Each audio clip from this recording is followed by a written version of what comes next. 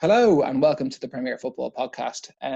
As per usual, I'm Rafe Garland, still no Sean Windsor, still working hard, foraging away in the fields of Wicklow. We've got the same three guests back on today to continue our part two of the Premier League Return to Action preview. Joe, thank you for joining us. Pleasure, Rafe. Delighted to be here. It's a nice sunny day. I think probably everywhere around Europe, which is great to see. Bank holiday Monday, can't complain. Stefan, how are you? I'm great, yeah. Working on Spanish time, so no bank holiday for me. So thanks for that reminder, Joe. And Conor Jennings, how are you? I'm super, Rafe. I'm delighted to be back. So I'm very excited to get started again. Perfect. Well, I won't compare you to Liverpool supporters this week because you did so kindly agree to come back on. We'll pick up where we left off last week. Obviously, starting at the bottom of the top half of the table, Burnley sit in 10th. A team that struggled for the first, half of what we've had of the season so far, but maybe over since Christmas have looked in decent enough form and have found themselves in a position again where they look not really like they're going to trouble anyone above them, but definitely not like they're in any danger of going down. Joe, is that how you see it? Yeah, I mean, Burnley and Crystal Palace, who are neck and neck, 10th and 11th on 39 points, they're so comparable, aren't they? In terms of, I mean, small stadium, raucous stadium, kind of middle-aged British manager who's been there a while, pragmatic style of play, 4-4-2, kind of classic English football, isn't it? I mean, Burnley did very well a couple of years ago. They came 7th then at the start of last season, and they always seem to kind of get off to a rocky start, at least the last couple of years since they finished 7th. But then they even that out, and they're just very difficult to beat. They're really, really difficult to beat. They make it tough for you. They're very physical. They play 4-4-2, usually with two target men up front. They whip balls into the box. They're good from set pieces. And 10th is exactly where you'd expect them to be, kind of between 9th and 14th, like comfortable, not troubling Europe and not in danger of going down. So no surprises there. I'd expect them to finish in and around where they are right now.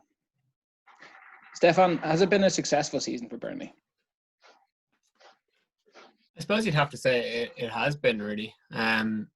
Obviously, they're a club that they probably don't have expectations to be consistently in the top half. At the start of the season, most years they'd be kind of tipped to be in and around battling relegation, maybe finishing just a bit above that. So to have a solid season as they're having, they seem pretty safe at the moment. You have to say it has been a fairly successful season. And I guess it's one of those, I think we talked about it with Palace last week, is where do they go from here? How do they move forward? Because it's probably hard to see them more than maybe a lot of clubs really pushing on or growing on a lot further from here. Conor, do you think that they've gone backwards in any way, shape or form since obviously they had that taste of European football last season? Yeah, it's a good question actually, because I suppose, as the lad said, it's kind of hard to almost evaluate the progress of that they have been an established club, but they don't quite have that financial power to challenge the kind of the status quo in the top six. But I think for them, they've shown how important it is to have a manager who has an idea and a set of principles and how he wants the team to play. Because as has been highlighted, they do start off quite rocky, but they always have they know how they want to play and they don't deviate from that. And I think that over the course of the season, that benefits them and they get some really good results along the way. So I think, for me, Sean Dyche has got to be looking at, and I say it most weeks now, he's got to be looking at a good cup run for the next season. If they can challenge for Europe, fantastic. But I think if they can really make a good effort of the League Cup or the FA Cup and find a route to Europe that way, then I think that will be the sign that Burnley are kicking on, in that they can start to challenge for domestic honours. So I think he's done a smashing job, and I hope it continues. I think Sean Dyche is a great guy.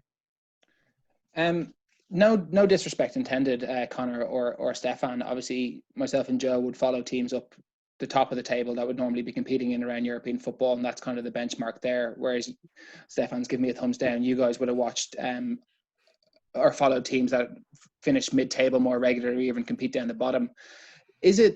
Would this be a boring season for Burnley fans? Are Burnley fans going to be sitting here at home saying, just we're throwing around the same old cliches? Oh yeah, good manager there for a few years, hard to beat, they'll pull off a result.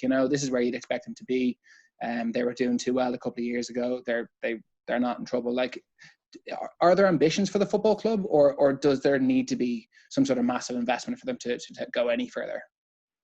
I would have said that as a fan, as long as maybe your head's not in the clouds and you can keep a bit of context on what's happening at the club, the size of the club, etc., the amount they're able to spend, you've got to be pretty happy with where it is and where they're doing. I mean, I'd be delighted personally if we were talking about West Ham in 10th now and not in 16th, because I think within there's 29 games within what they've done so far, so there's a lot of highlights, there's a lot of great moments in every season that come within that. So I think the fans would thrive off that kind of stuff, and the fact they're obviously picking up a lot of good results, I can't see how they'd be too disappointed really. And I'd imagine they'd be pretty happy with what's going on, and knowing that they've got a really strong base that they can maybe push on a bit from, or like Conor says, maybe really have a run in the cup.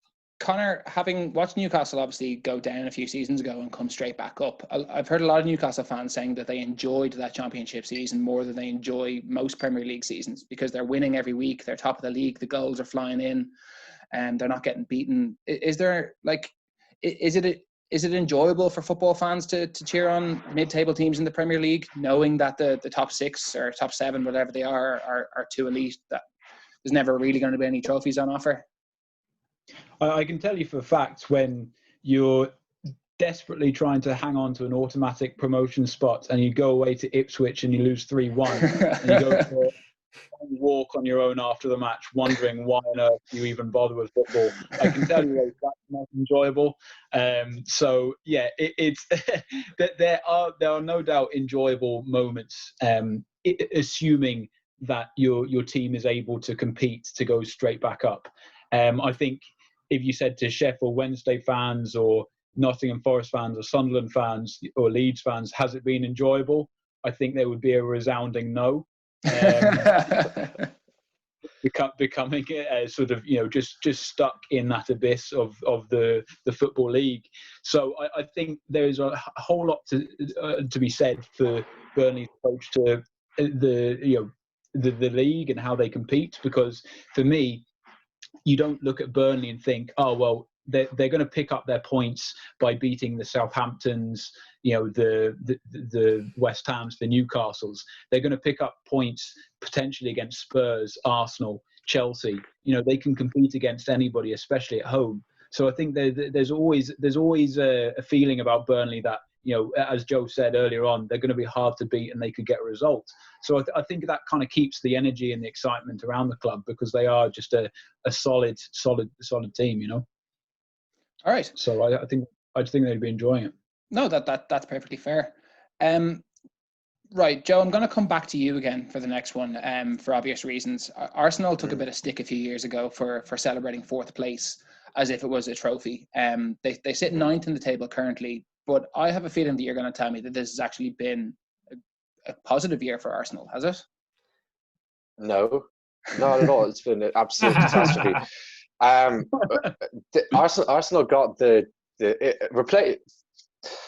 Arsene Wenger was there too long in the end. I think every football fan around the world could say that. And while Unai Emery started very well, they got that appointment badly wrong. He became incredibly negative, and the start to this season, the back end of last season, I mean, Arsenal needed one more point in their last 7 games to finish 4th. In a bridging season, 4th is a good position for a top club.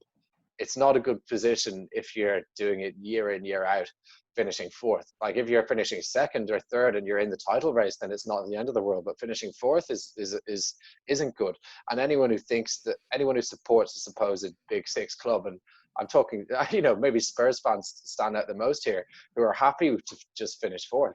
I mean, that's what got Arsene Wenger sacked in the end, because people were frustrated with that years before we started finishing 5th and 6th. We finished outside the top 4 places in his last 2 seasons, but I had lost faith in him after he bottled the title against Leicester in 2015-16, because it was just too many times of coming up short. And I mean, you asked what your first question to me now is this been a good season? No, it's not. I'm happy with Arteta. I think our squad is average at best. The thing that gives me hope is I think that aside from Liverpool and Manchester City, Leicester are punching above their weight. I think that the likes of Chelsea, Manchester United and Tottenham are average at best as well. So we will come to those. Really, sorry, we will come to those clubs, but just to stay with Arsenal for a minute, I suppose what I meant by the question was more if you look at who's in charge of the club now, and if you look at some of the young players coming through, and maybe where the prospects for next season are, another year's gone off Mesut Ozil's contract. Do you think that they could be in a stronger position at the end of this season than they were at the end of last season? No, because Aubameyang will probably go. And the young players, while very promising, are still quite young. And I don't know how much influence they can be expected to have over 50 games in a season. I just think there are so many players who need to go. And there's just, right now with the lack of funds because of the coronavirus, they're going to have to be very, very smart in the transfer market to improve for next season. But that being said, so are the teams in and around them. And if Arsenal were to be able to finish 4th this year and next, then that would be an achievement, and it will give them some more pulling power and some more much needed funds in the that's the biggest thing, getting that Champions League revenue in. That's been huge to miss out on, because we have a Champions League. I mean, Mesut Ozil's on silly money, £350,000 a week, and across the board we're playing the likes of Xhaka and Mustafi $100,000 a week each base salary. I mean, it's just a joke. We have a high class Champions League team budget, and we're not even in the Europa League last 16. Yeah, I mean, I can totally understand your frustrations. Looking in from the outside, Conor, do you feel any optimism around Arsenal, or is it all pessimism? Yeah, I think there's a lot of potential. I think that's got to be the feeling around the club now. There is potential in a good young manager in Arteta. You know, he's someone who's a smart, articulate man. He got an amazing almost apprenticeship under Guardiola. So they've got someone who could be really, really capable. I think for the fans, if I was an Arsenal fan, I'd be looking, right, how much control is he going to be given over transfers? And most importantly, how much time is he going to be given? Because I don't think Arsenal can afford to keep chopping managers at this stage. Arteta is a young coach. This is his first proper job. You've got to give him a number of years, a number of seasons to get it right, but also get it wrong. And I think for Arsenal, it's got to be a case of making it very clear that even if results don't go right, this is our man. Arteta's here to build a club. You know, and I think Arsenal really, really crave stability at the moment, so they need to give it to him one way or another.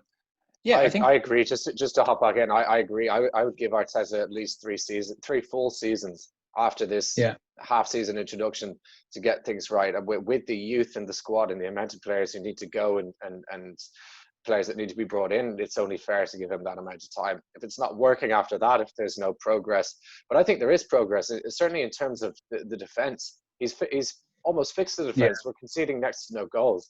There have been too many draws, but I'll take that in return for having had such an appalling defence and looked so out of sorts at the back. No structure whatsoever. No idea of where to set up midfield and I mean across the whole team. And he's brought a real structure to the team, which has been great to see. I think that I definitely agree with both of you that he does need time at the club, and that's one of the kind of phrases that's thrown around whenever anybody takes over a job. I think that we've heard it before, though, at Arsenal with Emery coming in, that he needs time in the job, and we've seen it at United that, you know, he needs time at the club. And when sometimes, you know, while these teams are rebuilding or they haven't got the players in that they want, or for whatever reason the results don't always go their way, the fans can seem to turn quite quickly, and we've seen that at the Emirates this year. Stefan, do you think that the Arsenal fans will be patient with Arteta over a couple of years if the results aren't kind of what they're hoping for? In a word, no. You know, it's hard to see. And I think the guys are right. he absolutely does need time. He's coming from a really good base. I think obviously the issue around transfers, and there's probably going to be some key decisions around who they can bring in, who they can get rid of. There's probably a few guys in that squad who need to be shipped off. But I think at the end of the day, if they're 10th at Christmas next year, and it's you're not seeing any progress, and maybe Aubameyang's gone and they haven't maybe signed a star in his place, I like Joe saying, it's really hard to see people sticking with it, buying for 3 years without any serious results. You talk about the Champions League revenue they're missing out on. If there's no sign of getting that back to really start building yourself back up, I couldn't see fans being too patient from what I've seen in the last couple of years, certainly from the Arsenal fan base particularly. There has to be a standard. You can't be bottom half of the table at Christmas next year. That's not good enough. So if he's in and around top 4, that's fine. If we finish 6th, 7th, that's fine. I'm not going to be losing the head over that. If you're where Unai Emery was leaving us, that's not good enough for any top club. You can't have your club in the bottom half of the table at Christmas. Is the biggest issue at Arsenal not out of his control, though? I mean, the recruitment and the contract situation at the club, even during Wenger's time there, has been an absolute joke. With the owners getting involved in transfers, different directors of football, different heads of recruitment, managers, everybody seems to have different opinions over what players need to come and go from Arsenal. And it seems that the club is moving in 3 different directions at the same time, all of the time. Joe, would you agree with that? Yeah, sure. So on the contracts, that was Wenger and Ivan Gazidis, who was the chief executive for 10 years. They handled contract extensions. Wenger decided that more players would start running down their contracts. So he started to develop a very lax attitude towards player contracts, which was obviously a big mistake. And it saw some of Arsenal's best players over the past 10, 15 years leave the club, either on free transfers or for cut price deals, and often to rivals. This definitely played into the fact to his sacking. Sorry, Rafe, what was the second part of your question? I was just asking, was that not the issue was recruitment? Was that not out of Arteta's hands? Surely if that issue is not solved, the club isn't going to go anywhere.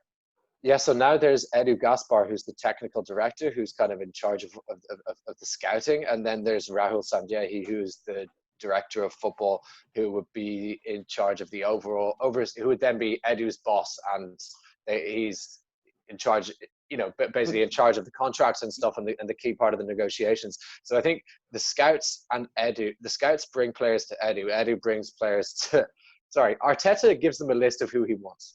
Then the scouts bring players to Edu. Then Edu brings those players to Raul.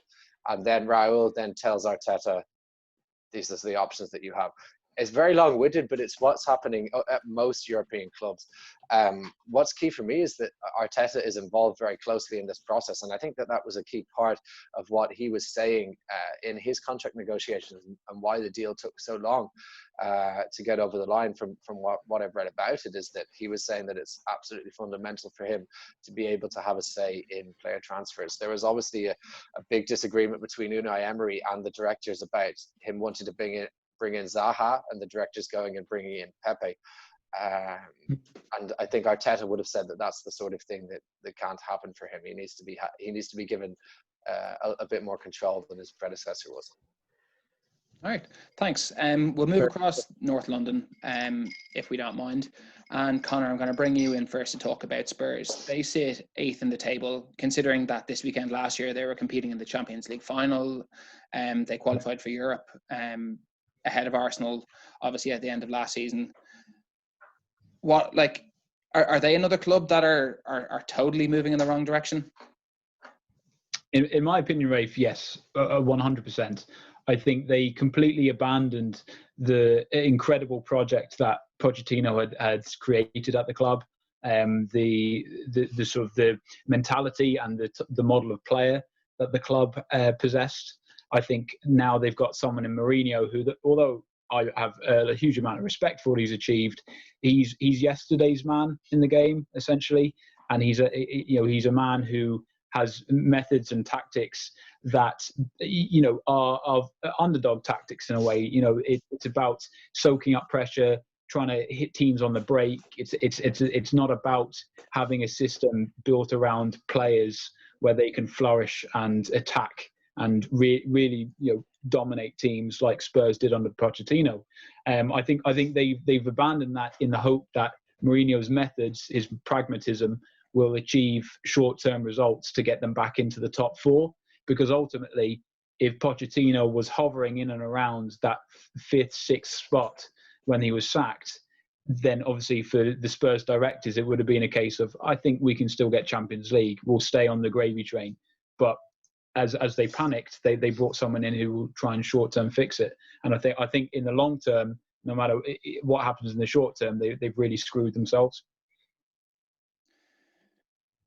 Yeah, I think that's obviously a very good point. Do you think that? Sorry, I'm just trying to figure out the best way to say this. If they go back and they do manage to put a run of form together, how much backing does he deserve then over the summer, or is he just a short-term fix? Will they be eyeing up a new manager to come in?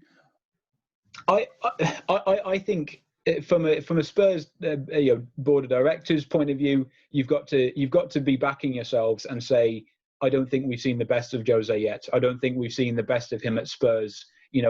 Although he's had a bit of time, he hasn't had a proper summer transfer window yet. He arrived at a very, very busy period of the season without any time to train them and implement tactics. He was backed in January big time. They spent close to 100 million. They bought Bergwijn for over 20 and Lo Celso for over 30. And Bergwijn looks like a good player. He looks decent. And I don't know if they brought in anyone else. So he's been backed so far, and there's only so much backing that he will receive at Spurs as well. I just think, like, overall in the long run, his team at Spurs can only go so far, because if you look at the talents in the likes of Kane, the likes of Son, lots of really creative players in the team, they're going to be pigeonholed. They're going to be sort of playing within this defensive system that isn't allowing them to play to their strengths. And, ultimately they're only going to achieve so much playing like that. Nowadays, the top teams have to be able to go and attack teams and take them on. So I think it was a really short-sighted approach. And no matter who he brings in, it's ultimately going to contradict the values of the top players that they already have at Spurs now. Because he's going to want strong physical defensive players who are good at defending set pieces, good at breaking up play, and kind of releasing players on the break. So you never know. It's Jose. He's always got a trick up his sleeve, but I don't think it was the right move at all. Stefan, how do you see the rest of the season going for them, considering that they're going to have the likes of Harry Kane back fit? Heung-min Son will finally have had I know he's been off training with the military again, so he's not had that kind of physical rest, but he's had a bit of a break from football after a really heavy 2 years. Jose's going to have a bit of time to train the team, like we talked about. Do you think that there's any chance that they're going to come back bigger, better, stronger? There's a chance for sure. There's a chance they can have a good run. I think what we saw before the break was the skids were on a bit with them. They got absolutely played off the park by Leipzig in the Champions League. They looked really, really ordinary there, and they did look like a team that was really kind of just waiting for the end of the season. So I think that we discussed it around the likes of Watford, as they were picking up form, and the break came at a bad time for them, and maybe this break will come at a good time for Tottenham, and they can get themselves back together and get themselves a bit more time working with Jose. But from what we've seen under him so far, it's been pretty erratic, I guess, compared to other Mourinho teams, I would have said. So it's probably hard to pick exactly if they're going to be able to bring it together. Okay, right. We'll move up the table then to 7th place. Only 2 points ahead of Spurs, but they do have a game in hand. And I suppose who have been the real surprise story of the season, Sheffield United.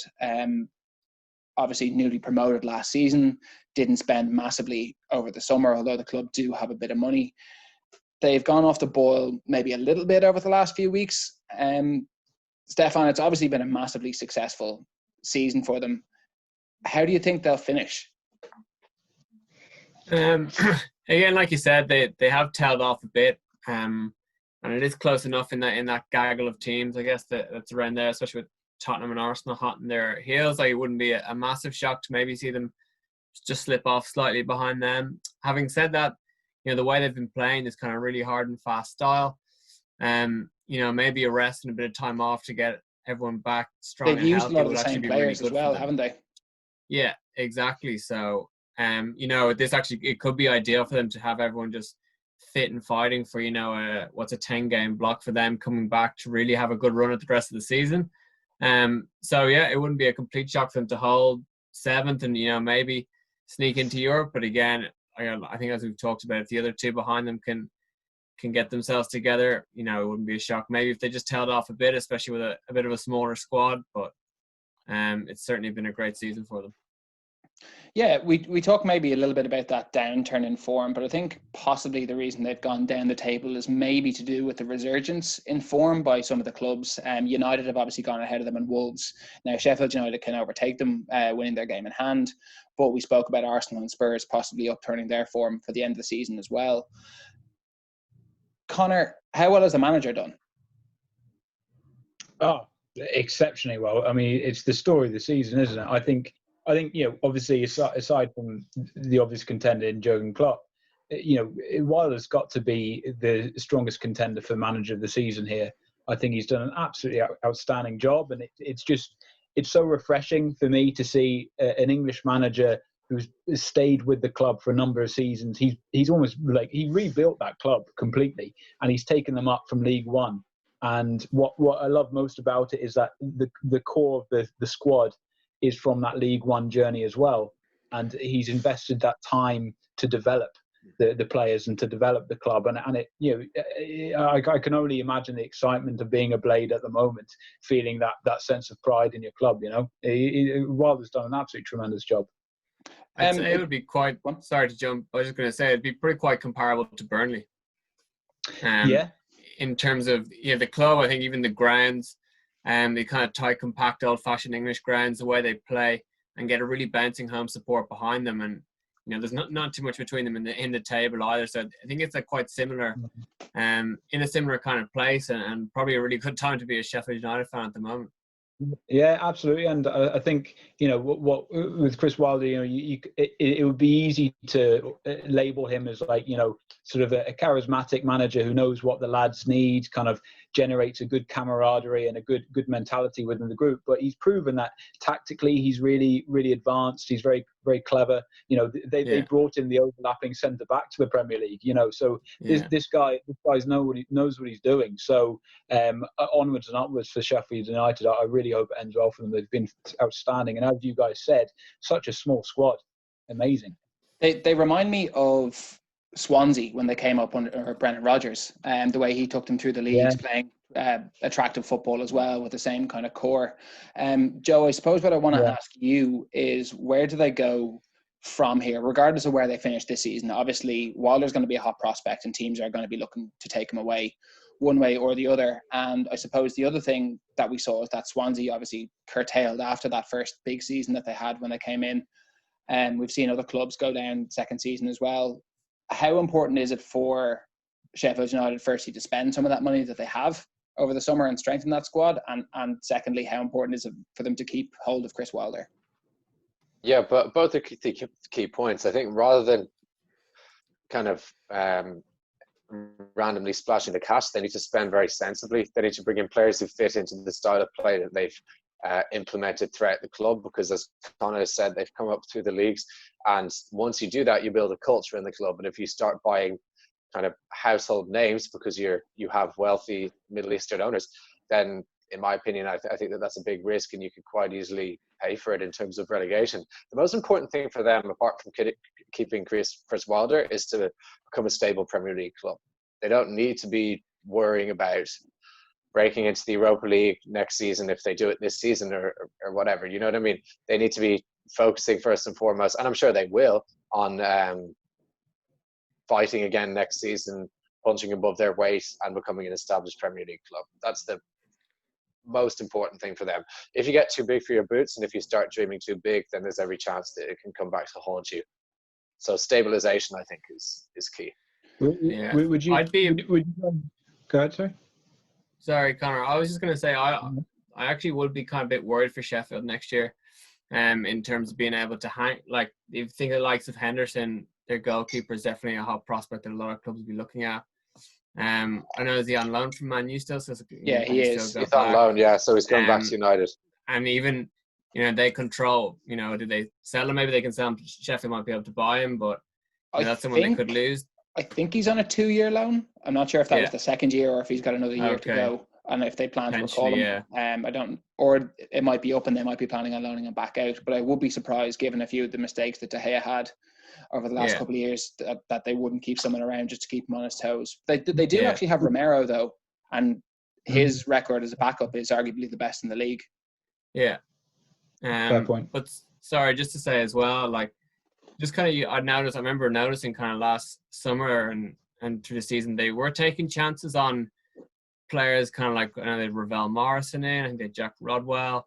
So I wonder about how much, how much in terms of finances did they actually have in terms of being able to invest? It seems like they're trying to bring these guys in from the cold as chances, as opposed to maybe being able to actually just drop 20 million on someone they know as a kind of proven talent. So yeah, I think they do really need to go out and find a goal scorer. As much of a workhorse as David McGoldrick is, they really have lacked that second striker that's going to bang them in goals. And while Lille Mousset was scoring goals, that's when they really were flying. But they have had periods where they really have looked like there was no one on the pitch that was going to score them a goal other than from a set piece. Rafe, if you look at the form of the table, the amount of draws that they've accumulated is amazing. Like, they actually haven't won as many games as people think, but they've just picked up draws here and there. And I think they've had a couple of poor results at home that weren't expected, but they've just been a team that haven't lost a lot. I think anyone that has John Lundstrom or Egan in their fantasy football team will know how many clean sheets they keep, and really it has been built on defence as much as we talk about the fluid football that they play. I mean, Joe raises the point in saying that having that consistency throughout the club creates that culture, and I suppose clubs in all over Europe, but in England as well, are losing that consistency at the club and that identity. Would it be fair to say that, with Wilder being a Sheffield United born and bred lad, it's in his blood, he loves the club, surely this is set up for a real dynasty at Sheffield United, where he's given the keys to the club, and even in 10, 15 years time, we're talking about Chris Wilder's Sheffield United. I'd hope so. I mean, it's almost like what Tony Pulis did at Stoke until he was cast out in the cold. I know he was Welsh, but he had that sense of being almost the father of the club, that he defined what Stoke City was, and as soon as they thought that they were too big for that, that's when it all fell apart for them. That's what football's all about. I mean, I'm sure when we all fell in love with the game, you had those managers at clubs who were there for a long time, both in the Premier League and in the lower leagues as well. And you just kind of think with Chelsea, and when Abramovich came in, that kind of all changed, and it's big time. He instilled the chop and change culture. Not winning the title every second year wasn't good enough. So, yeah, no, it'd be great to see Chris Wilder stay for a long time, and as Conor said, build a dynasty at Sheffield United. I suppose there probably is a third candidate for a manager of the season if you're going to look past Jurgen Klopp and Wilder, and it's got to be Nuno, I think, for juggling everything, all the spinning plates at Wolves. Obviously, their second season, qualified for Europe last season. They're still in contention to qualify for Europe again, and they're still in the Europa League as far as I know, aren't they? Yeah, they are, yeah. Yeah, so I mean, they're really looking like a club that's going the right direction. They're developing players like Adama Traore, who looks like he's going to go for some amount of money over the summer, and they do have financial backing as well. So I mean, the world is their oyster in terms of development. Joe, are they the most exciting club in the Premier League right now to be a supporter of, maybe? No, Liverpool are the most exciting club to be a supporter of. I just wanted you to say it. Without a doubt. I don't think there's any competition. No, Wolves, I mean, they're without doubt, and I don't watch much of the Championship, and unfortunately for that club, Steph and Conor have watched a bit more of the Championship in recent years, but I think that Wolves are the best Championship team we've ever seen. Correct me if I'm wrong, but just the way that they were talked about and they were feared, they were just fantastic. And they came up and they fear no one. I think that they're incredibly well run. They're run by, isn't it is it an Asian family, but they have a connection to Jorge Mendes, who's the Portuguese agent. Portuguese, the agents in world football, and so they have this connection with Portugal, and they've brought it. The thing is that often when you have these kind of connections with European countries, you bring the way in players Wenger from did there, at France and Rafa did at Spain. Yeah, those are two. Yeah. Well, I think Rafa, it didn't work quite as well. I think it was a little bit hit and miss. He brought in a handful of Spanish players, and they won the Champions League in their first season. Yeah, he brought in some good players. I think every Liverpool fan, and yourself included, would say that his transfer business was hit and miss, to say the least. The Spanish players he signed were normally pretty decent, though. Morientes aside. Morientes was poor, yeah. I'd have to think more about it, but I remember always thinking that Benitez's transfer business was a bit hit and miss. Torres and Alonso stand out, and Reina. Pepe Reina, yeah. Luis Garcia. I think he was there before. Aquilani coming in instead of David Silva was a big miss. Trying to get Alonso out of the club to sign Gareth Barry 2 years in a row was criminal. Anyway, that's neither here nor there. No, I think what they've done really well is that they've been able to attract really good players. They brought in Rui Patricio. They brought in João Moutinho. Ruben Neves. And then the younger Portuguese players like Neves and then Jota, who have been, I guess, relatively unknown before they went to Wolves in the Championship, have been revelations. I mean, they would go for £40 million each, for sure. That's one thing. If they're going to be selling players, and it could be Raul Jimenez as well, who's a brilliant striker, they're all going to be going for serious money. So they don't need to be going out and kind of splashing the cash and spending money that they like of their own. They can generate cash through smart player sales. And I think as well as he's done this season, I don't think that they'd be lost without Adama Traore at all. If they could get anywhere above £30 million for him, and I've seen him linked with clubs for double that, I think that they'd be triple. Have you? Over £100 million? Yeah. Wow. I haven't seen that. I've seen him linked for 70 or 80, but I mean, I think that's silly money. I don't think he's that good. He's very powerful. What he is, though, is a very unique change of pace, I think, into that team. Yeah, he's a danger. You don't want him running at you, for sure. He's a danger, but his technique is not. I think he scares people and he distracts people as well. Defenders are always going to have an eye on him, 2 eyes on him. They're always going to be conscious of where he is, and he's going to allow a lot of space for who's ever playing up front, because the left back is going to be tucked over on him the whole time, and even the left centre back is going to move across, and there's going to be gaps in the middle whenever he's playing, just because he is there, and you're going to need to put a man or even 2 men on him. Yeah, he's a rare physical specimen. I mean, he's probably the most powerful player I've ever seen in the Premier League in terms of pure pace and power. So he's very dangerous. But like I said, I think that if they're going to be selling players like that, they're going to be able to reinvest easily, and they're going to be able to, with their connections to the likes of Jorge Mendes, arguably bring in better players to replace them. So I think that they're very well placed. I might even say that they're better placed than Leicester City, to be honest. Well, we'll come to Leicester, and I definitely want to talk about them. But we'll stick with Wolves for a couple of minutes. How do we think that they're going to finish the season, Conor? I think they'll finish strong. I think that there's no reason to doubt them. They've just got a very strong group of players. You look around the team, and you don't see any obvious weak link. You don't see any department that they're severely lacking in. And I think because Santos has built a squad that has a system in place, tactically, a system that covers the players' weaknesses but also enhances their strengths. You've got that back five with Conor Cody kind of commanding it, who's and in fairness, Cody's come on leaps and bounds with Santo. He's been absolutely brilliant. I think his passing this season has really set him apart. I think he's got the highest number of long balls completed in the Premier League, the diagonals in behind for the wingers to get onto, and that's been essential for how Wolves have played. Is he unlucky not to be in the last couple of England squads, Conor? Yes. Yeah, I think so massively. I mean, when you look at some of the players that look at Kyle Walker getting ahead of him, I think that's a poor decision from Southgate. Tyrone Mings. Tyrone Mings, exactly. I think he's definitely due a good chance at it. So yeah, look, I don't see why anyone would doubt Wolves. Santo's got them a hard team to beat. If they go 1-0 up against you, they'll sit deep and just sort of lock the door, 5 at the back, just shift across, and then they'll pick you off on the break with their quick counter-attacking players. So they're a really good team who've got, as Steph and Joe said, got so much potential with the investment that they at their hands. So yeah, really strong finish, I expect. Right, thanks for that.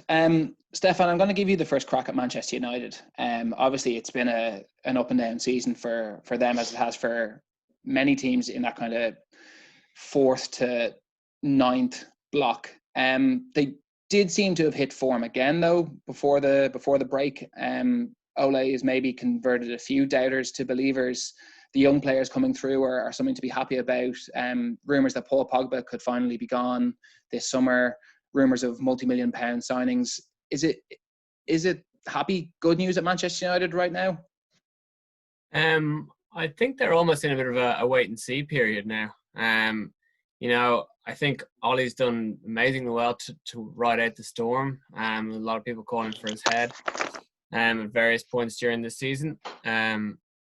So yeah, no, I think he's done pretty well to ride it through. As you say, they've been playing pretty well. It does look like Pogba will move on, if you to believe all the reports, which obviously, it seems like he's been the cause of pretty negative atmosphere there. And like, to be sitting where they are, 5th, 3 points outside of Champions League was kind of unthinkable at certain points in the season. Because I remember I saw them play West Ham, and they made a very ordinary West Ham team look excellent that day.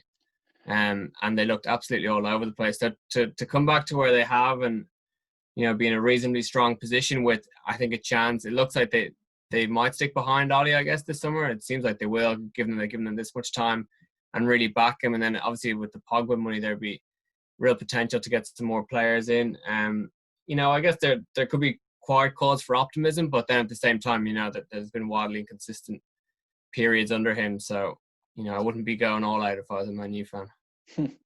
I think, like with Steve Bergman at Spurs, Bruno Fernandes has really excited Manchester United fans, and I've watched him play a couple of times, and he does look like a really, really good player.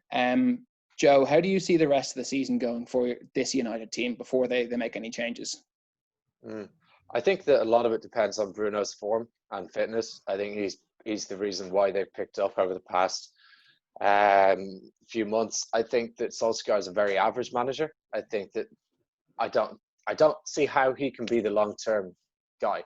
I don't get it. I think his pedigree is poor at best, and I don't think he gets the best out of the players on the pitch. I think that their best players on the pitch, get the best out of each other, and I think that Bruno is a very astute signing, but I would say that he can only get them so far.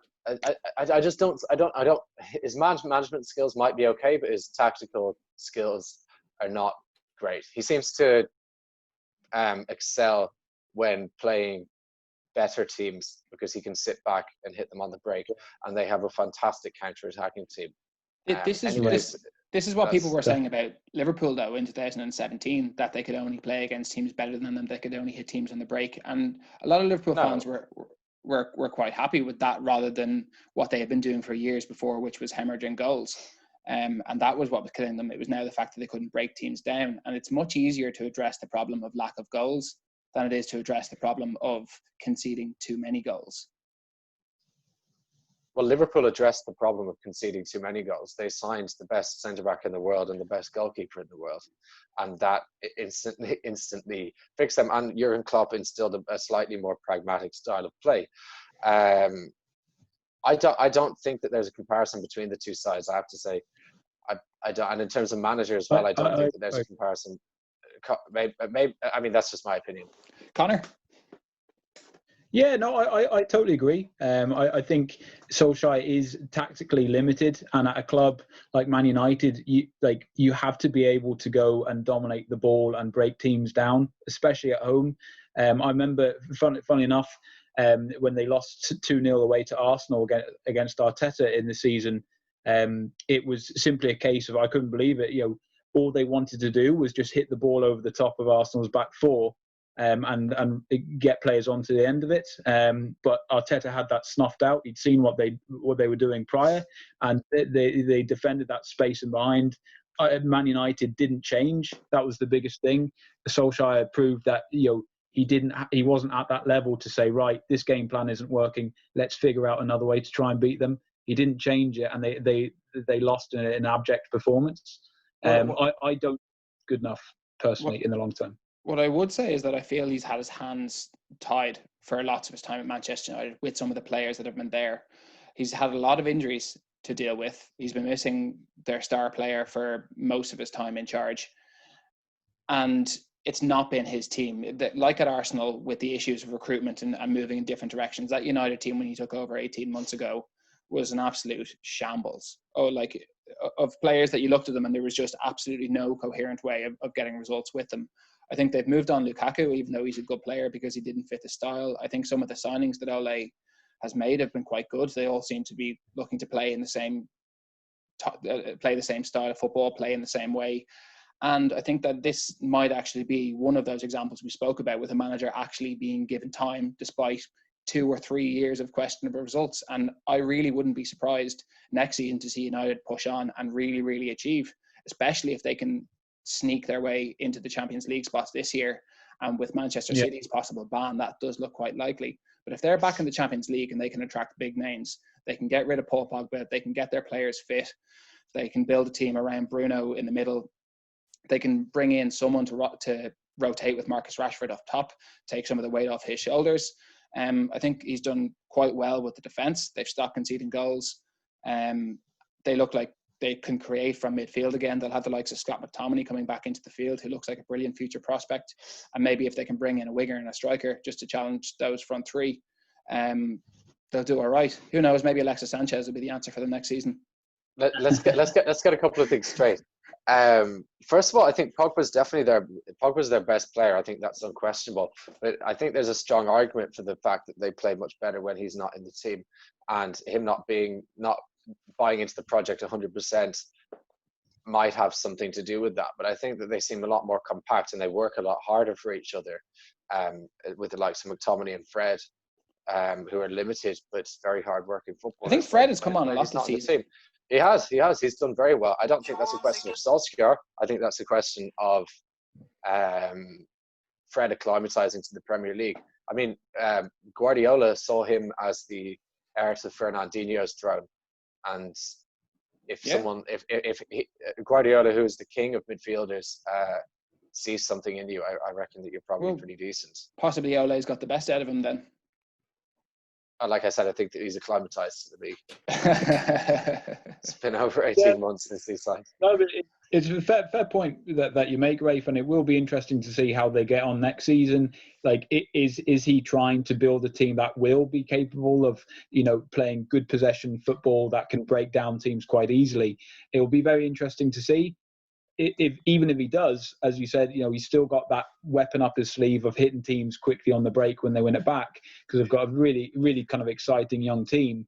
But again, I just think in the long term, is he really the man to challenge Liverpool, to challenge Man City, and to try and bring a big trophy home? We'll see. But do you know what? The Glazers might be absolutely ruthless. They might have had him in for the last 2 years as the face, as a legend in the club that they knew the fans couldn't drive out. The fans were never going to drive Solskjaer out within 2 years. So they had a chance to save face. They've got the recruitment right over the last couple of years. They could build this team under his guidance of a team that could play the same shape, style of football. And then next season, maybe if they believe he is tactically limited, they might scrap him and bring someone else in to work with a team that suddenly is coherent, rather than one that's made up by 5 or 6 managers like it had been when he arrived. I think that's your best conspiracy yet. Are you telling him to stick to football conspiracies, Conor? No, but it's a good point. Like he is a shock absorber for the club's stagnation. Absolutely, yeah. I mean, there's clearly a lot of discontent with Man United fans at how the club's run, and rightly so. It has been a shambles for the last nearly 10 years now. Right, thanks. We will move into the top four as it stands now, and I'm not really too sure how Chelsea still find themselves sitting fourth. Similar to the race to not finish fourth at the end of last season, Chelsea's form, along with that of Manchester United, Arsenal and Spurs, has been hot and cold at best. Having said that, with the restrictions that Frank Lampard came into this season under, with the transfer ban and obviously with the young players, I think every Chelsea fan in the country would have bitten your hand off to be fourth right now. Joe, do you think it's been a good season for Chelsea? It's difficult to say. What did Chelsea want from this season? I think that you could probably only say a top four finish and doing all right in Europe and in the Cups. It's his first season in the Premier League. He has 1 year of managerial experience with Derby County, where he finished quite poorly in the end. They didn't get promoted. Did they not even make the playoffs in the end? Connor, you might correct me on that. Got to the final. I got to final and lost. Yeah. Lost to the Villa. Lost to Aston Villa. Yeah. So, I mean, I actually think that the transfer ban helped them, because it allowed him to have a real look at the young players at the club and to give them proper game time. Because if he hadn't had that, then he would have signed more experienced players for that. And sometimes you need something like that to be able to give young players a chance. Because if young players aren't given a chance, then you obviously never go to know if they're up to the task. And in the case of Chelsea, I think that it's only fair to say that the overwhelming majority of the young players that they have at the moment are definitely up to the task. And for their fans, I'd be very excited about that, because it's been a long time coming for them to produce really, really good homegrown players. And for years, they've seen them farmed out on loan. They have like the biggest loaning system in the entire world. It's just insane. But that's a money-making scheme, and that's perhaps a podcast topic in itself. But I think they can be reasonably happy. I think they're a little bit fortunate, but I mean, if Arsenal were fourth right now, not being the best, but being fourth and being all right, I'd be pretty happy. So yeah, well, I mean, Arsenal and Chelsea were in very similar positions at the end of last season. They were both fighting not to finish fourth. They were both competing in the Europa League final, and they both had managers that the fans didn't like. Chelsea addressed that issue over the summer, and I think Arsenal waited a bit too long into this season. Would you be happy with this kind of season that Chelsea are having from Arsenal next year? Blooding a lot of new players, giving the manager time to adjust, and obviously being in and around that top part of the table. Yeah, and that's exactly like what you said. That's exactly what should have happened. Emery should have been gone after the Europa League final, and Arteta should have come in and then, who knows? They might be neck and neck. Maybe Chelsea have a stronger squad. Chelsea are pretty good. They're a pretty well-run club for all the faults that Abramovich does have in his style. They're very effective in what they do. I'd never be too concerned if I was a Chelsea fan. I think they've proven it. I mean, they're the most successful club since he took over, right? In English football. Yeah. No, I'd never be too concerned if I was a Chelsea fan. Stefan, go on. I would have said, if I'd be absolutely delighted with the season if I was a Chelsea fan. I think they've seen a complete shift in mentality. They talk about the Europa League final last year where they gave Arsenal a good beating, and then weren't able to go out and buy anyone. And I think the first game of the season they were well beaten by United. They had 3 or 4 academy players in the team. So even that was even fans after that were kind of saying, well, you got to give these young guys time. You got to give Lampard time. Obviously, he's a legend. Even since then, Billy Gilmore's come in and absolutely run rings around Liverpool. I think it was in his debut. Just looked a great player. So I just think there's a lot to be excited about. It feels like almost like a new start for Chelsea, like a complete clean slate, young manager, young team, homegrown, a real change in attitude, which, personally I'd be delighted with if I was a Chelsea fan. Here's the big question that I was going to ask you. Chelsea sit 3 points clear of Manchester United, and 2 points clear of where Sheffield United can be if they win their game in hand. What kind of pressure are they under now with the last 9 games of the season to hold on to what they've got? I wouldn't have thought massive amount of pressure. You know, I'm sure there's obviously You don't think Frank pressure, a lot of Lampard's pressure to job put on them. depends on it? No, definitely not. No. I'd say he's under pressure. Abramovich has very high standards for a rookie manager. With Villas-Boas was a rookie manager, and when it seemed that the title was off the table, he got chopped. I think there's a even with Lampard, big difference between Lampard and Villas-Boas, though, in the context of there Chelsea. There is, but Chelsea are hands down the most ruthless club in English football, maybe even in world football, and they'll cut anyone loose. They will, I promise you. Yeah, I'd be absolutely shocked if Chelsea cut Lampard no matter what.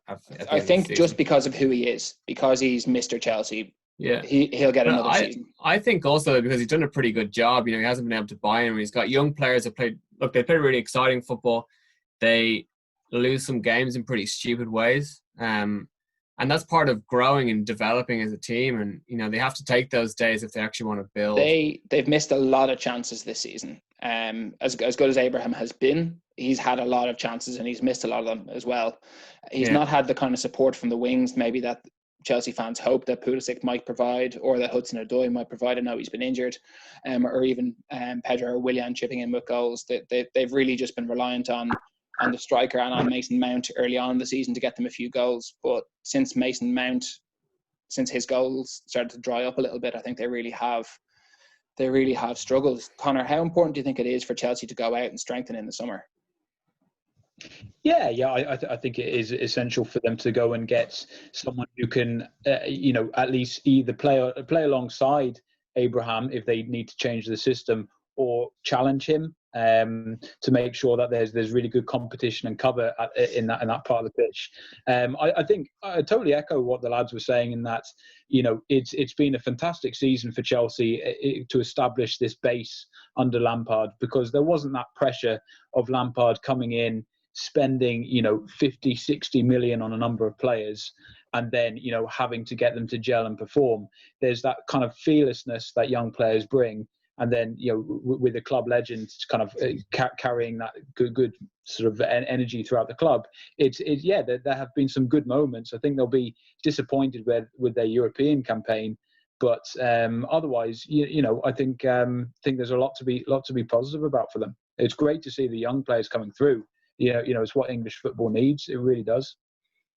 Yeah, I suppose we've probably seen too many come and go through the revolving door at Chelsea. I think the likes of Daniel Sturridge, who never really got his chance. Obviously, big names like Hazard, like Mo Salah and like Kevin De Bruyne, obviously, were at Chelsea early on and were allowed to move on. And several other players across the Premier League, Championship, League One have all come through this Chelsea academy. Who, Joe, do you think Chelsea should go and sign over the summer in particular? I think that they could probably do with a new striker. They do have 3, bear in mind now. But Batshuayi and Giroud are not good enough. They're not good enough. They have to let them go. There's no two ways about it. There can be. Why would they have any sentimentality towards either of them? I think Giroud is signed on, if I'm not mistaken. Or they were certainly negotiating an extension. An extension? Yeah. Well, I think Batshuayi will have to go. Batshuayi will have to go this summer then. Who will they bring in? I mean, Werner is the one, but I think that Liverpool probably have that deal wrapped up already, being champions elect and the German connection with Jurgen Klopp. I think they're arguing over peanuts at this stage. I think, yeah. And when's the last time Liverpool was signing players ahead of Chelsea? That shows how far Liverpool have come. Chelsea used to sign Liverpool's best players, of course, but Fernando Torres, that's the one who springs to mind. Aside from that, I mean, we were talking about this privately the other day, Rafe, and you were asking me what strikers do you think I would like Arsenal to have, and there's not a great wealth of strikers out there, available strikers. So, I mean, Werner is the one. He's hot property in Europe. I'd like to hear the lads' thoughts on who else they think could be I mean, there's the likes of Lautaro and Martinez, but I don't know if he fits into how they want to play. He's more of a second striker than a number 9, and obviously they'd be looking for an out-and-out number 9. Yeah, I'd like to hear what the lads have to say about that. Maybe. I don't think they'd go for him. I think that they want someone a bit more high profile than that. I might be wrong, but I think that's probably the case. I think if they're looking for someone that kind of suits the style of play, probably you're looking at Ciro Immobile from Lazio. I think he's showing that he's arguably the best striker in Europe at the moment, in my opinion. Do they need an ego like his? Is the only question, I suppose. Does he have an ego? No, he's confident player. Do you think after struggling in Germany, he could do it in the Premier League, Conor? I think like he's at Lazio. He's found a manager who's again designed the team around his strengths. So I think if Lampard accommodated his strengths as well, which is good movement, good pace to get in behind, and just get him into good finishing positions in the box, then yeah, absolutely, I think he'd thrive. I think he really, as long as he got good delivery, as Rafe was saying. One thing I'd be curious about is whether they might address the goalkeeping situation, because I know Kepa has caused trouble for 70 million. So that could be one area they might try and offload him, obviously at a big cut, and then try and get someone in, maybe more experienced head. We've talked a little bit about them already. Leicester City sit in third. Now, Joe and I started this show back in October. I think we did our first pod about 9 weeks into the season, and I tipped Leicester to continue their great form. Under Brendan Rodgers, I thought he was at the helm of a really exciting project there, working with some young players, and I really thought that he was going to be able to sustain what was going on there and even possibly challenge one of the top clubs. And I think that I've been fairly justified with that prediction now. If Manchester City go and beat Arsenal, they will have a 7-point lead. But I think what Leicester City have done this season has been the result of years of planning at the club, good recruitment. They've targeted a manager that they thought would fit their system. They went out, they got him. I think they're going to back him in the transfer market. And I think everything that Leicester City are doing right now, they're doing well. Joe, obviously I know that you disagree with me, but I'm going to bring in someone a bit less hostile to start. Stefan, how do you think they've done this year? Yeah, very, very well, I think. As for a good chunk of the season, they were the ones trying to run with Liverpool. Like, this Liverpool team is a runaway train that just can't really be stopped. But I mean, just to achieve what they have, I think you've spoken about, one, the kind of the style they have, the style that they play. It's very distinctive, very great team to watch. They can really go out and batter teams, and just playing really kind of fluid football. And then some of the recruitment, obviously coming back, kind of bouncing back from the league success and having a bit of a dip after that, to then come back in and be able to recruit, the right players. Soyuncu, I think when he came in, had definitely a couple of shaky games, but he's been a real rock for them. And then, Ndidi and Tielemans, as well as that, have been excellent. And they've really complemented the players that are there as well. And obviously, James Maddison, who's a kind of a hot prospect from the Championship, is a question of who's going to pick him up. So that, they've really picked up some good players and who fit really well with Brendan Rodgers' philosophy. I think we've talked about other teams where there's a real kind of disconnect between coach and club in terms of who's coming in, how they want to play, how they might see the team playing, whereas it seems that they're all kind of as one at Leicester and very much kind of on the same page. Yeah, Conor, is that how you see it? Absolutely, yeah. I think Stefan nailed it there. I think it's something that Spurs potentially have missed out on. Again, a good young manager like Rodgers who has that similar attacking ethos. So yeah, I think they've there's potential to establish themselves as a top 4 club. I think after Ranieri, after they won the league, they bought really, really poorly. And failed to kind of consolidate on their amazing achievements. So I think with Rodgers, they now have that kind of gift of a chance to re-establish themselves as a top 4 side, and you never know. Next season, there's no reason why they can't challenge for the top 3, even for the title again. Joe, obviously they're dependent on keeping the likes of Jamie Vardy firing, and he's obviously in the twilight of his career at this stage. They seem to struggle a little bit while Wilfred Ndidi was out of the team. is their squad too small in comparison to the teams around them? Is that the biggest issue they face? Yeah, that is an issue. If you look at their bench certainly outside the starting 11, it's not that great. If you're talking about midfielders, their typical midfield substitution is bringing Dennis Pryatt on, who's all right, but he's nothing special. So I think that just takes a little bit more investment and keeping hold of the players that they have. The issue with Vardy is a big one. He's been fantastic this season, obviously. I think he's top scorer, actually. Someone might correct me if I'm wrong, but I think he's certainly Is in the mix. Sergio Aguero not ahead of him? Is he? Aguero's always up there as well, isn't he? Keep going, Anyway, I'll tell you now. Vardy is well in the mix. But like you said, I mean, I think he's 30, 33, 34 Vardy's now. top, So, yeah, with 19 goals, I think. But I mean, how much longer can he keep playing? It's the question that we seem to be asking every season, and yet he comes back and he does the business every year. So, I think Jamie Vardy does benefit from starting playing elite football a little bit later, and he's also not been as involved in international tournaments over summers as well. So hopefully his career will be prolonged a little bit, but however long it does last, he's not going to be able to perform like this when he's 35, 36. So they are coming to the end of it. You'd certainly expect that Leicester will have that in mind, and that they'll be eyeing up, a good replacement for him, at least one player anyway. Yeah, I on that, I think that Iheanacho is a good striker, but he is not that replacement because of the way Vardy plays being so fundamental to their success, both under Ranieri and under Rodgers. They needed like for like. Yeah, I wonder if they brought Iheanacho in preemptively a few years ahead of when Vardy will be on the way out to see if he be that guy. Maybe. And probably has turned out that he hasn't, but it's good that they're kind of proactively probably searching for that solution now, because the worst time to buy a striker is when you really need one. True. Joe, you were suggesting that Leicester fans had a little less cause for optimism. Can you tell me a bit more about that? Do you mean when I said that I think Wolves might have had Nuno might have done a better job than Brendan Rodgers? Well, just that Wolves fans might be a bit more excited about what's going on than Leicester fans. The long-term project. Yeah. I think Leicester have had a better season. There's no doubt about that. You only have to look at the league table to see that. I think that there might be some more stability there. Brendan Rodgers is someone who I could certainly see moving the first time of asking. I don't really think I'd say the same for Nuno.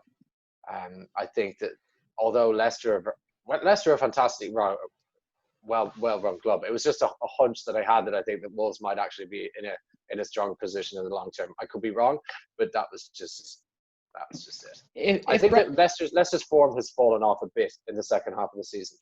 They've not been winning as many games. They've been losing and drawing many more. I think that you're right, that it's very important. One in their last 5, if I'm not mistaken. Yeah, so maybe the break has come at the right time for them. Could have, yeah. And maybe that's because of the smaller squad and obviously them competing, playing the same players every week. Maybe the rest will do them some good. I think you're right in saying that it's very important for the club to try to keep hold of Brendan Rodgers, obviously, next season, and that he is the type that might have his head turned. But if he's given control of the project they're a top 4 club. There are fewer bigger jobs going in the country other than in terms of pay packets. If he's got a squad that he's happy with and they're challenging up the right end of the table, would he have a reason to move from Leicester, say, to Chelsea or Arsenal or Manchester United if Leicester were still performing better than them in the team and he thought that he'd have more control at Leicester? Yes, because they're much bigger clubs historically and in terms of global appeal. If you have your pre-season tour for especially Arsenal, Manchester United, and Liverpool, and you go anywhere in the world, there'll be more fans for you there than any other club, be that Real Madrid or Barcelona as well. Unless maybe if you go to Latin America, but I mean certainly in the Far East or Australia, which are very popular destinations. I mean, it's a huge selling point. These titanic English clubs. Aside from maybe Manchester City, if Pep Guardiola goes, Conor, do you think that Rodgers would be likely to have his head turned by another one of the big 6 clubs in England? You see, I would hope that for Leicester's sake anyway, Rodgers would see the value in the potential of a club and what's already in place. Celtic, they're not everyone's cup of tea, but they're a bigger club than Leicester. That's without doubt, in terms of what they've achieved in the game. But Leicester have more potential. They've better players, and there's a better foundation to build upon to achieve success there. So you would hope that Rodgers would see his move from a bigger club to a slightly smaller club actually benefiting him, and not needlessly jump ship to someone like an Arsenal or a Chelsea who aren't doing as well as Leicester. I think if, say, Arsenal are not in the Champions League, but Leicester are, and Rodgers is in charge and doing well, I don't see why he would leave. I think he'd be absolutely crazy to be honest, because he's got the keys to Leicester at this stage. Like, even if he underachieves one season, no one's going to be calling for his head. Stefan, where do you stand on that? I'd agree with Conor there. Like, especially like if you look at clubs, probably I don't think City would probably go for someone like Rodgers, but if you look at clubs like Arsenal, particularly, have a lot of kind of mismanagement there. Spurs, it seems like they're a little bit rudderless in terms of that Mourinho appointment. So dealing with the chairman at Spurs is meant to be very tough as well. Yeah, so I like Conor said, I think he has a pretty good deal, and he's set the foundations for a really good kind of run at Leicester. So I'd be surprised to see him go anywhere other than unless there's some big passion project that he wants to take on. They're 5 points clear of Chelsea in fourth. They are 8 points clear of Manchester United in fifth. Is there any risk of them falling off out of the European spots this season? Does anybody think there might be? I'd be shocked. I'd be shocked as well. I'd be shocked. Yeah. So it's more about next season for them, I suppose. Strengthening the squad is the biggest thing for them. Then obviously we spoke a little bit about Jamie Vardy and using the same players and the numbers on the bench. Conor, you were going to say something there? Got to win a trophy. That's what it's all about. If you want to be a top manager, top club, you've got to win trophies. It's not about finishing third every season. So it'll be interesting to see how they go about that. Yeah, it would have hurt them this season, obviously going out in the League Cup to Aston Villa, who were obviously local rivals in the semi-final. That's a game they really would have expected to win. Massively, yeah, and then they could have easily challenged to win it in the final as well, couldn't they? If anyone's going to beat it was City, wasn't it, in the final? It was, yeah. If anyone can beat them, it's Leicester who go toe to toe. So yeah, they'd be gutted. Okay, two teams left to talk about. Obviously, the top two of the table. Manchester City sit 25 points adrift of Liverpool. They do have a game in hand, and they are still, most importantly, probably for them, in the Champions League. So we're not going to say that it's been a failure for them by any means, having obviously picked up the League Cup trophy and still in contention to pick up the FA Cup.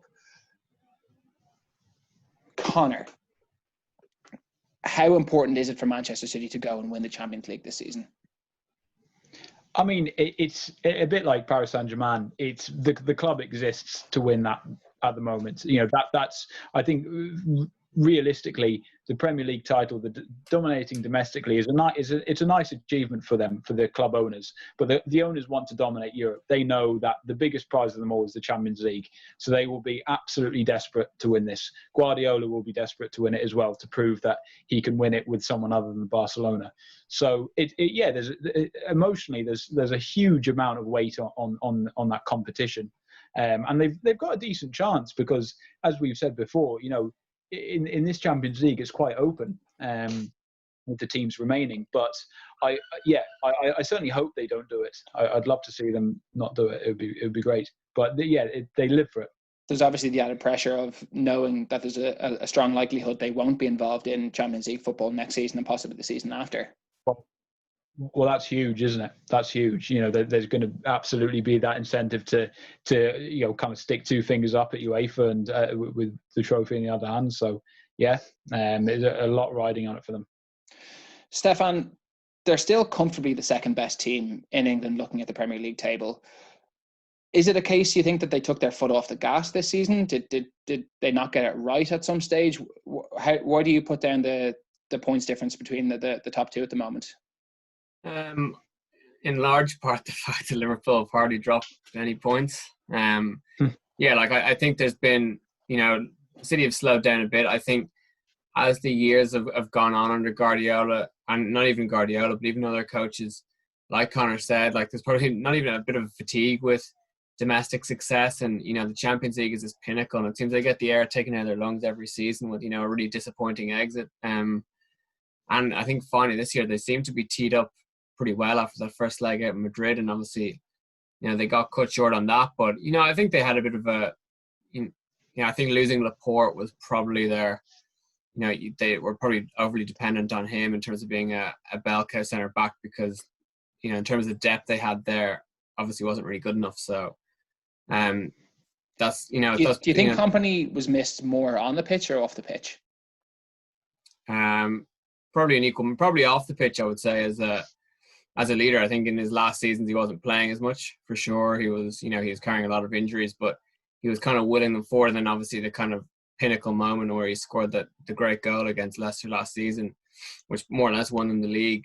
He was obviously a huge miss. And then, like I was saying, Laporte was probably one of the ones to step in to really be that star centre back in the team, and they lost him, and they looked a bit rudderless at times, kind of coming out from the back. So,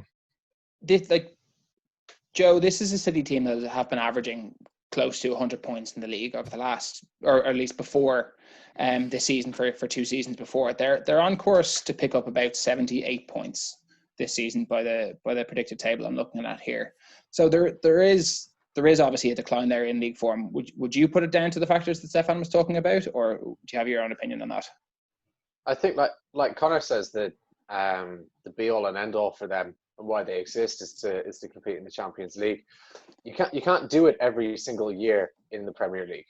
It's not Ligue 1 where you have Paris Saint-Germain and maybe a Monaco or a Marseille or a Lyon or a Lille or whoever it is. You have some seriously competitive teams throughout the league that you can drop points to.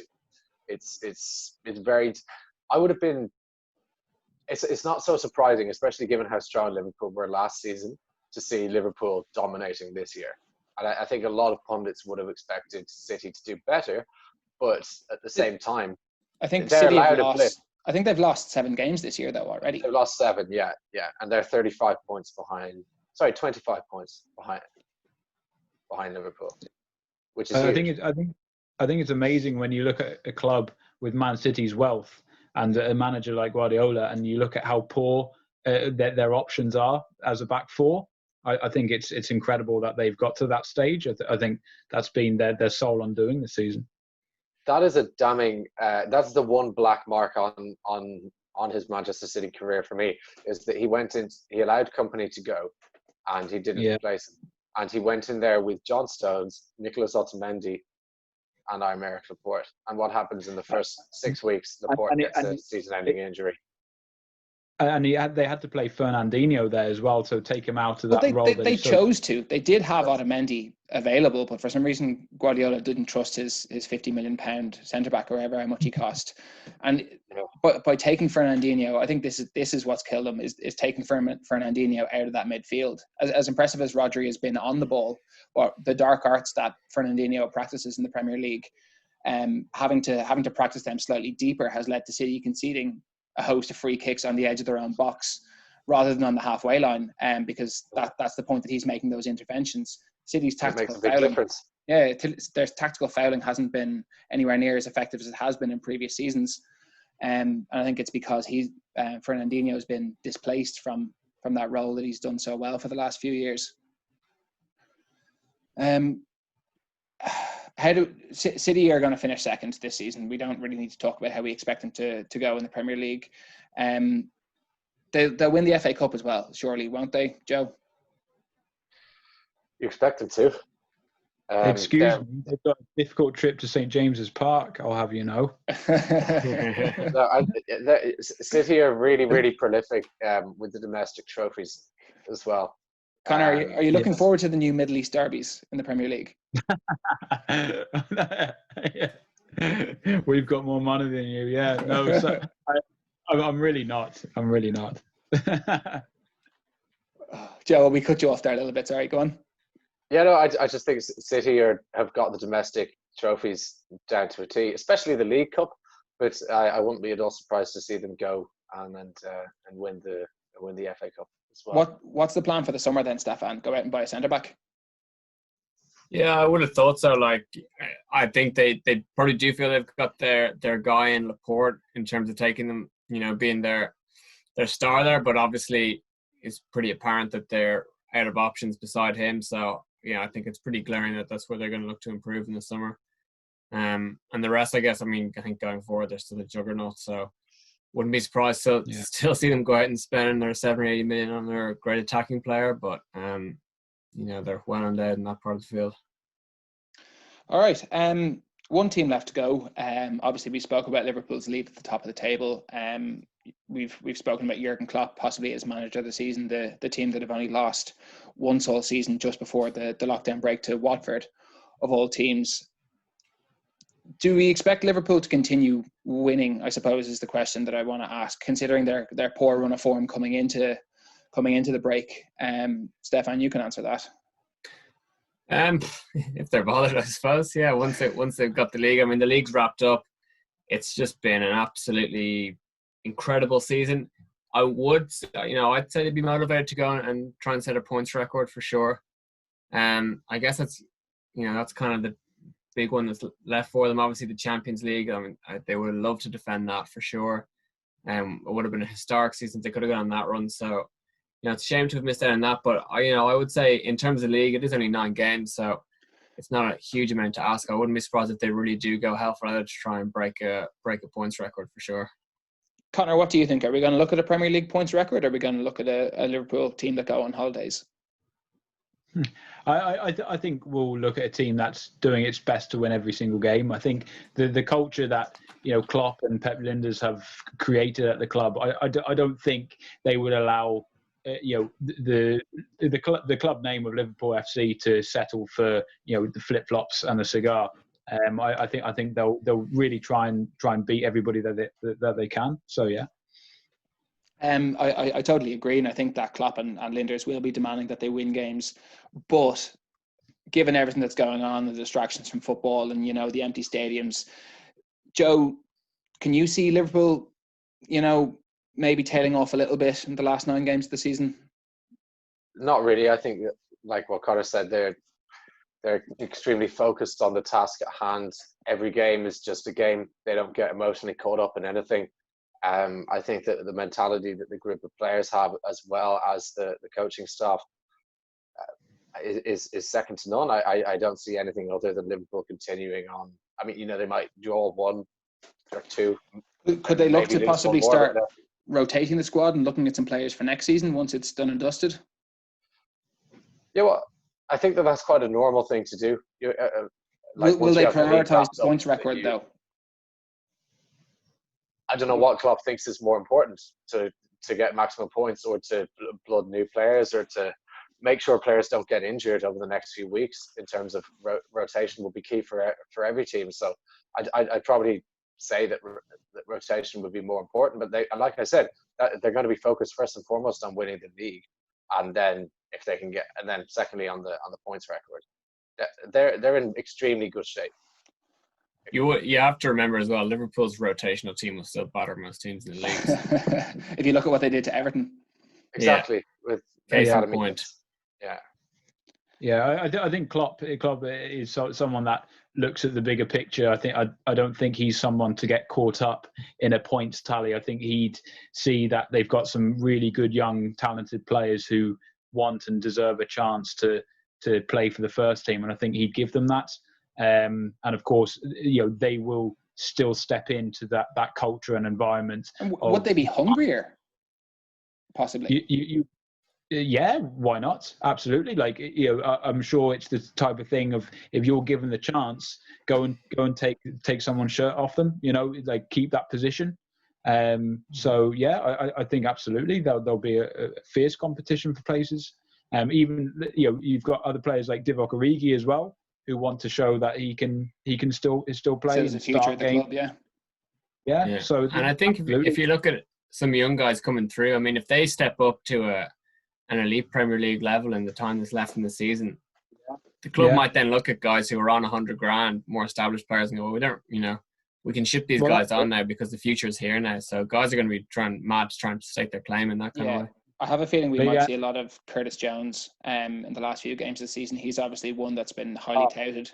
We've seen the likes of Ryan Brewster go out on loan this year, so maybe those last few games will make the decision as to whether he stays at the club full-time next season and tries to actually fight for a first-team place, or he does go out on loan, possibly to another Premier League club. Rafe, what's the name of that young central midfielder? Italian or Spanish name, isn't it? Chevera. Yeah. I think that was it. Yeah, he looked like an absolute genius of a player. He's 23 now, I think. He's the oldest player in the reserve squad. He's been there for a long time. I think back since possibly even Brendan Rodgers was there. He's been in the academy. So he's actually a really long servant to the club. And there's a lot of talk this season about whether or not he'll actually stay with Liverpool next year. I think he's not eligible to play underage football next year. But I think he might be on the market for someone to come and get him. You'd have to wonder at that age. Yeah, is he really going to get past Wijnaldum, Henderson? I can't see it, but it'd be interesting to see if he gets any time. He might be 21 or 22, but he's certainly in his 20s. I was certainly shocked to know that he wasn't a teenager. He has been around for quite a while. Yeah. I think that a lot of Liverpool fans have been asked through the year, coming up to obviously being knocked out in the Champions League. You know, I remember getting very stressed out about the things happening in the Champions League and talking to other Liverpool fans, and they'd say, like, you know, it's all about the league this year. It's all about the league. And it didn't. People were saying, oh, you know, what if Liverpool are out of the FA Cup? They obviously were put out by Chelsea just before we broke up. They were put out of the Champions League by Atletico before we broke up. And there was a real kind of down mood within Liverpool fans going, oh, wow, you know, what have we got left to look forward to? But I think what COVID has done and threatened Liverpool's Premier League again for a few weeks. You know, there was talk of curtailing the season. You know, were they going to get it, were they won't going to get it? And I think that the players will be inspired by it as well. They would have feared for a period of time that they might lose their Premier League winners' medals as well. So the fact that they get to come back and actually play out the rest of the season and go have a chance to lift the trophy properly, I think the energy around that club is going to be fantastic. And I think they will go and get a few more wins. I think they'll be playing with freedom that we've not seen from them for a while. It's a very, very, very good, very good point of view, Rafe. Very, very, very interesting. Actually, didn't think about it like that. I think you're right. Does anybody else have anything to add about Liverpool? I'm all ears. I always am. Well, one of the best teams, club teams we've seen in the last 20, 30 years. Yeah, outstanding. One of the best Premier League teams we've ever seen. I think top 5 for sure. Maybe higher than that. Do they need to go out and buy anyone over the summer? Not really. Not really, no. There's talk of Timo Werner, you know, someone to come in and score goals from the number 9 position. Firmino's. If they can get him, I mean, if they can get him, it's just a great addition to the squad. But they're doing incredibly. I mean, one thing I don't know how it is in the squad is to be careful of will be the burnout, the Klopp burnout. I mean, he left Dortmund in the absolute pits. I mean, they were terrible when he left.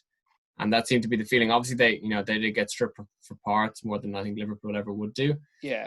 But it did seem, you know, in certain cases there was a burnout under him. So, you know, that's probably the big management is probably internal management to keep their own standards, going forward into next season. Because I mean, they're at nearly the pinnacle. We've dropped 4 points all year. So, is James Milner leaving? Because he'll be a big replacement.